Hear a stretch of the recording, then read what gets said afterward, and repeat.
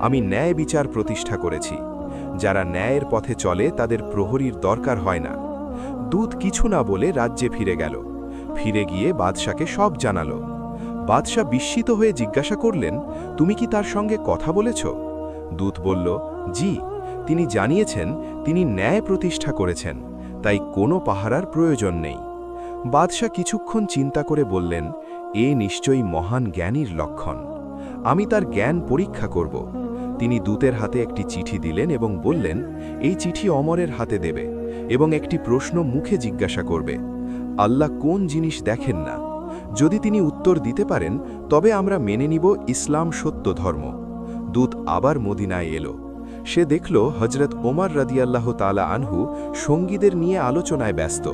হজরত ওমর রাদিয়াল্লাহ তাআলা আনহু দূতকে ডেকে বললেন, হে দূত, এবার কি জন্য এসেছ? দূত সালাম জানিয়ে বলল, হে অর্ধজাহানের বাদশাহ, বাদশাহ হিরাক্লিয়াস কয়েকটি প্রশ্ন পাঠিয়েছেন এবং একটি প্রশ্ন মুখে করতে বলেছেন। আপনি উত্তর দিতে পারলে তিনি ইসলাম গ্রহণ করবেন। দূত প্রশ্নগুলো বলতে শুরু করল। পৃথিবীর কোন স্থানে সূর্যের আলো মাত্র একবারই পড়েছে? কোন গাছ পানি ছাড়াই জন্মেছিল? কোন বস্তুর মুখ আছে কিন্তু দেহ নেই? কোন গাছের ছায়া শত বছরেও শেষ হয় না? যার হাত পা নেই কিন্তু সর্বদা চলমান?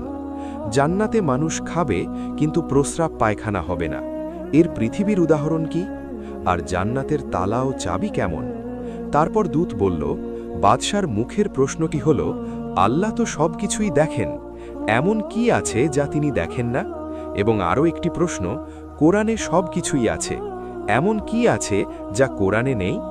এই প্রশ্নগুলো শুনে হজরত ওমর রাগান্বিত হয়ে বললেন, সৃষ্টিকর্তা সম্পর্কে এমন কথা বলার সাহস তোমাকে কে দিয়েছে? দূত ক্ষমা চেয়ে বলল, এইগুলো আমার কথা নয়, বাদশার প্রশ্ন। হজরত ওমর রাদিয়াল্লাহ তাআলা আনহু সঙ্গীদের জিজ্ঞাসা করলেন, তোমাদের মধ্যে কেউ কি এর উত্তর জানো? সবাই নীরব। তখন একজন বলল, হুজুর, এই প্রশ্নগুলোর উত্তর একমাত্র হজরত আলী রাদিয়াল্লাহ তাআলা আনহুই দিতে পারবেন। দূতকে হজরত আলী রাদিয়াল্লাহ তাআলা আনহুর কাছে পাঠানো হলো। দূত সব প্রশ্ন এক একে বলল। হজরত আলী রাদিয়াল্লাহ তাআলা আনহু উত্তর দিতে লাগলেন। হজরত মুসা আলাইহিসসালামের জন্য সমুদ্রের যেই পথ সৃষ্টি হয়েছিল সেখানে সূর্যের আলো মাত্র একবারই পড়েছিল। হজরত ইউনুস আলাইহিসসালাম মাছের পেট থেকে মুক্ত হওয়ার পর আল্লাহর রহমতে পানি ছাড়াই একটি লাউ গাছ জন্মেছিল। জাহান্নামের আগুনের মুখ আছে কিন্তু দেহ নেই।